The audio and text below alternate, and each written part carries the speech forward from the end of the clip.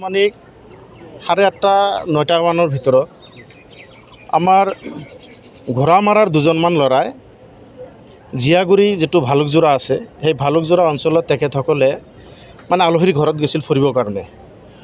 মানে তেখেতসকলে অলপ ৰাতি হ'ল, 9টামান হ'ল, ৰিটাৰ্ণ আহি থকা অৱস্থাত কেইজনমান ল'ৰা সেই ভালুকজোৰা এটা মানে তাতে এটা সৰু উজানপাৰা তাতে কেইটামান দোকান আছে, সেই দোকানত মানে তেখেতসকলে বহি আছিল।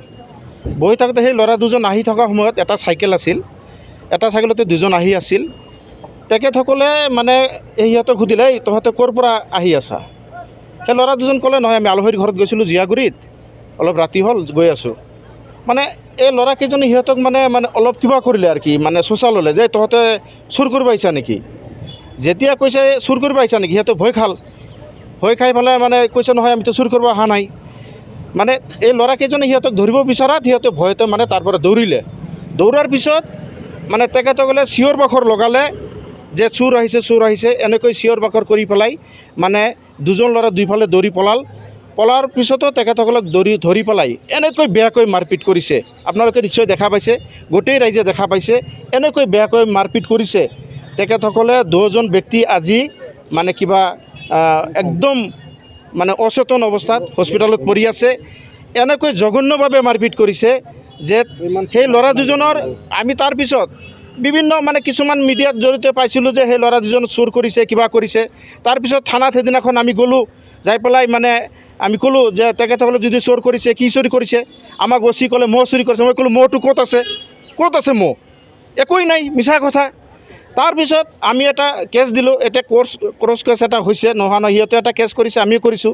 কিন্তু এটা কথা, যোৱাকালি আমি ভালুকজোৰা, উজানপাৰা সেই অঞ্চলৰ ৰাইজ, ঘোঁৰামাৰা ৰাইজ বা বিভিন্ন অঞ্চলৰ ৰাইজ মিলি পেলাই আমি ৰয়নাদাবাৰী বজাৰত বহিছিলোঁ। তাতে আমি এটা ৰাজহুৱা মিটিং কৰিলোঁ।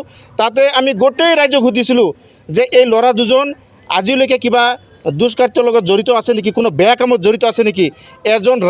এজন ব্যক্তিয়ে ক'ব পৰা নাই এই ল'ৰা দুজন কিবা বেয়া কামত জড়িত আছে। এইটোৰ নাম ৰফিকুল ল'ৰা এটা আছে আৰু সাদেক আলী এজন আছে। এই দুজন ল'ৰাই এটা ল'ৰা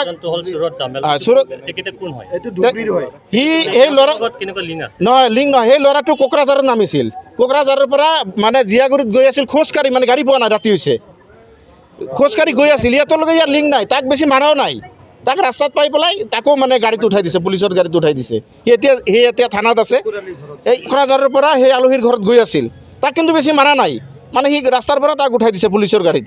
গতিকে আমি এইবোৰ ঘটনাক আমি নিন্দা কৰিছোঁ, আমি গৰিহণা জনাইছোঁ যে আজি BTC অঞ্চলত যিটো শান্তিৰ পৰিৱেশ এটা সৃষ্টি হৈছে, এই শান্তি পৰিৱেশটো বিঘিন্ন কৰাৰ কাৰণে ইয়াত এটা নতুনকৈ এটা মানে আমাৰ মাজত এটা ক্লেশ সৃষ্টি কৰাৰ কাৰণে এটা তৃতীয় পক্ষ যেন উঠি পৰি লাগিছে, আমাৰ সন্দেহ হৈছে।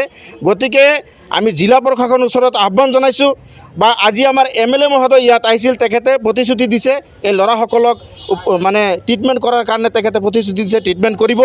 লগতে তেখেতে কৈছে যে যিসকল মানে ভুক্তভোগী আছে, পৰিয়াল আছে, তেখেতসকলৰ অলপ সহায় কৰিব বুলি তেখেতে প্ৰতিশ্ৰুতি দিছে। গতিকে আমি আহ্বান জনাম কোকৰাঝাৰবাসী ৰাইজক বা সেই অঞ্চল ৰাইজক আমি আহ্বান জনাম, বিনা কাৰণত, বিনা দুখত যদি কোনো ল'ৰাক যদি কোনোবা গাঁৱত যদি এটেক কৰা হয়, সন্দেহজনকভাৱে যদি তেখেতসকলে ঘূৰি ফুৰে, তেখেতসকলক আটক কৰি পেলাই পুলিচক গতাই দিয়ক। পুলিচে তাৰ কাৰণে উপযুক্ত বিচাৰ কৰিব। যদি গৰু চুৰি কৰিছে, মহ চুৰি কৰিছে, কিবা অঘটন ঘটাইছে, তাৰ কাৰণে আইন আছে, তাৰ কাৰণে প্ৰশাসন আছে, বিধি বিধান আছে, সেই তেখেতসকলে বিচাৰ কৰিব। এনেকৈ বেয়াকৈ মানে সেই ঘটনাটো সংঘটিত কৰিছে, আমি তাৰ কাৰণে বৰ দুখ প্ৰকাশ কৰিছোঁ। এনেকুৱা ঘটনা সংঘটিত হ'ব নালাগে।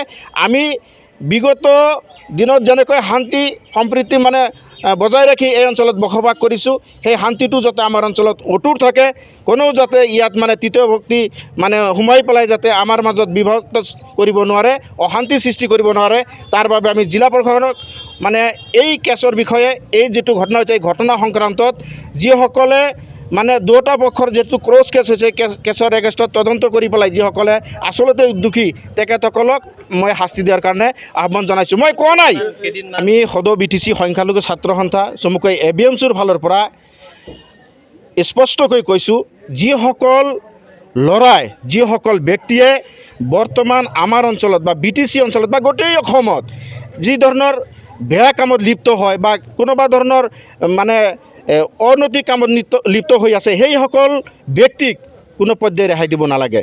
কিন্তু এনেকুৱা নহয় যে জাজ নকৰি পেলাই কাক বা মানে যধে মধে ধৰি পেলাই মাৰপিট কৰিব লাগে, এইটো নহয়। আমি কোনো পৰ্যায়ে বেআইনী কামত আজিলৈকে ABMCয়ে কাকো প্ৰশ্ৰয় দিয়া নাই আৰু এতিয়াও নিদিওঁ আৰু ভৱিষ্যতে নিদিওঁ। যিসকলে ছোৱালী বা ৰেপ কেছৰ লগত জড়িত, যিসকলে গৰু চোৰ, চাইকেল চোৰ বা অন্য দুষ্কৃত্যৰ লগত জড়িত হৈ আছে, এইসকল ব্যক্তিক বা যিসকলে কৰিবৰ কাৰণে আমি শুনা পাইছোঁ টাউনৰ চুকে কোণে বিভিন্ন সময়ত বাইক চুৰি, বিভিন্ন ধৰণৰ চুৰি কাৰ্য সংঘটিত হৈ আছে। এইবিলাকৰ এগেইনষ্টতে অসম চৰকাৰে বা এই আমাৰ যি মানে জিলা প্ৰশাসন আছে, তেখেতসকলে মানে সঠিক তদন্ত লৈ পেলাই এইবিলাক দুষ্কাৰ্য মানে দমন কৰিব লাগে। তেখেতসকলে কঠোৰ ব্যৱস্থা লওক, নহ'লে কিন্তু এই সৰু সুৰা ঘটনাই এদিন বহুত ডাঙৰ এটা মানে কিবা হ'ব, মানে প্ৰয়োজনীয়তাত মানে এটা সৃষ্টি হ'ব।